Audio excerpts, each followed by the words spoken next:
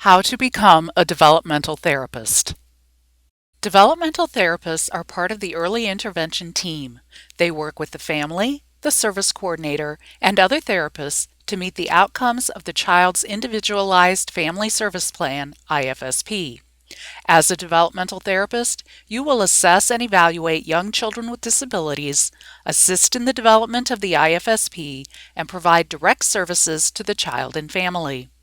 You may provide families with education, training, and support in your role as developmental therapist. You will work with the family and other team members to develop and carry out activities that enhance the development of skills addressed in IFSP outcomes. Before you submit an application for a developmental therapy credential, you need to determine if you meet three main requirements for the credential. You must hold a qualifying degree, have training in the use of a formal assessment tool that would allow you to perform global evaluations, and be able to document educational experiences in each of the 4 early intervention core knowledge content areas. Here is more detail about each requirement. Holding a qualifying degree. Individuals applying for a developmental therapist credential must have a bachelor's degree or higher in early childhood special education,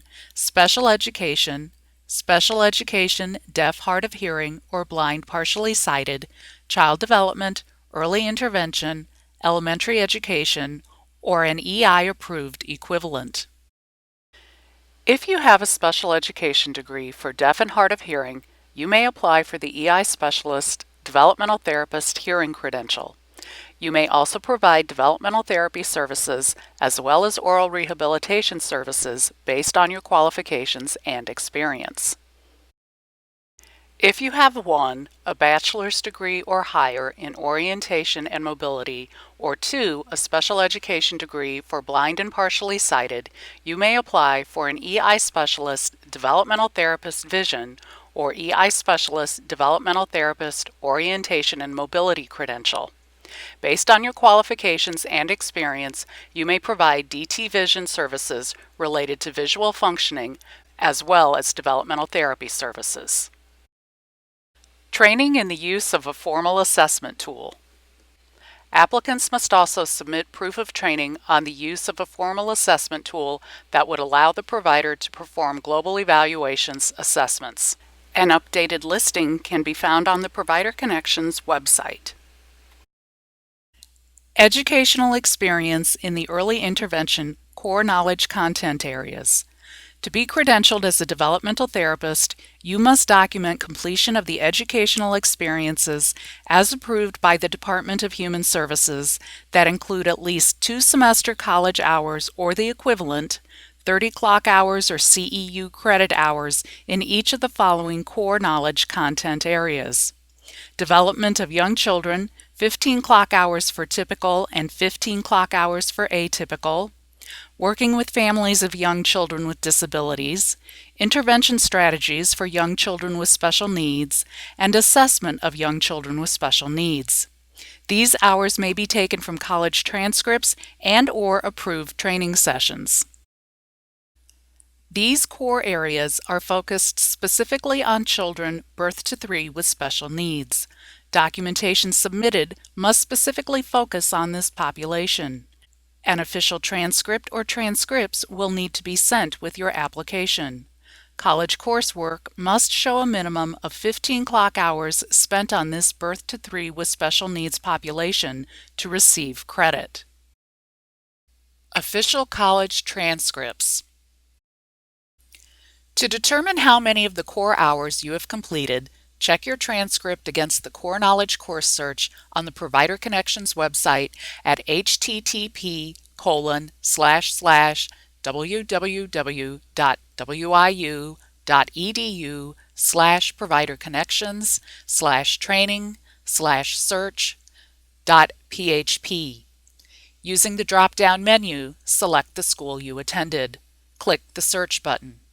All approved courses from that school will appear.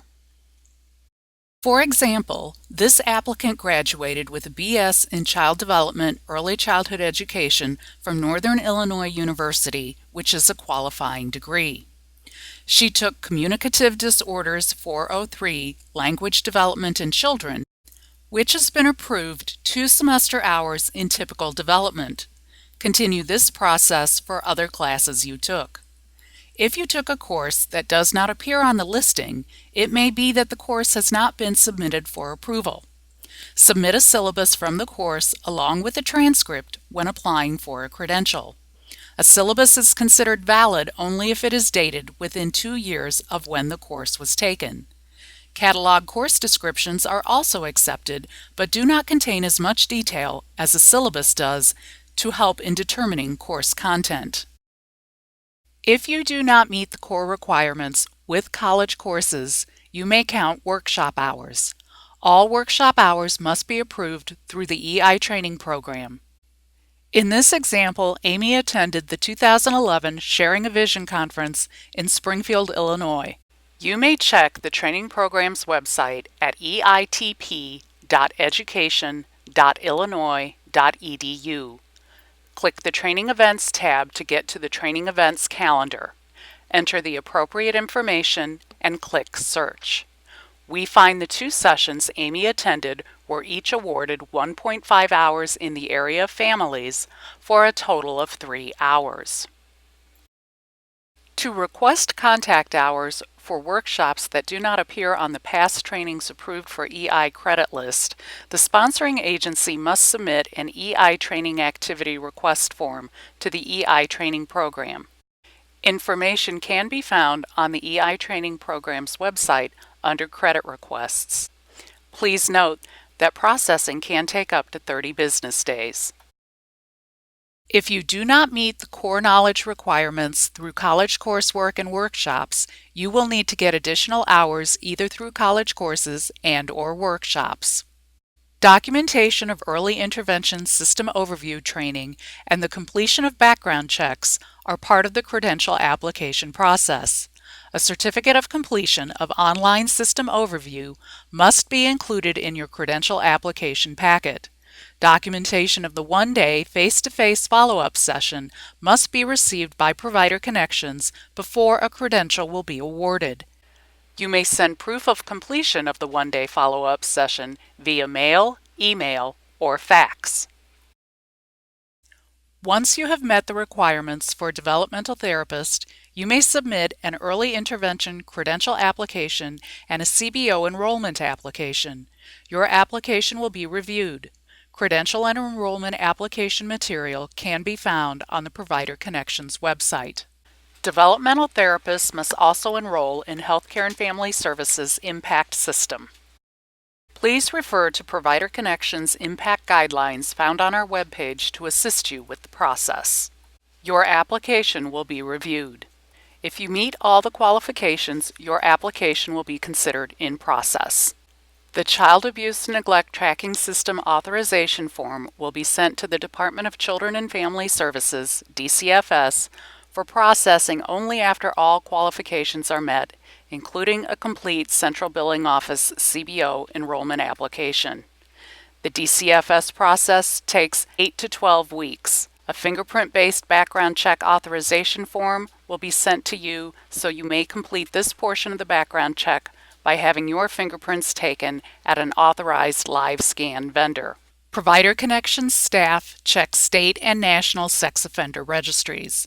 Once the background checks are complete and we have received your receipt, you will be issued your credential.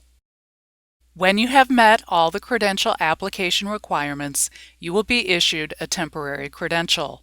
This credential will be in place for 18 months, during which you must meet the consultation requirement. When that requirement has been met, you will receive a full specialist credential.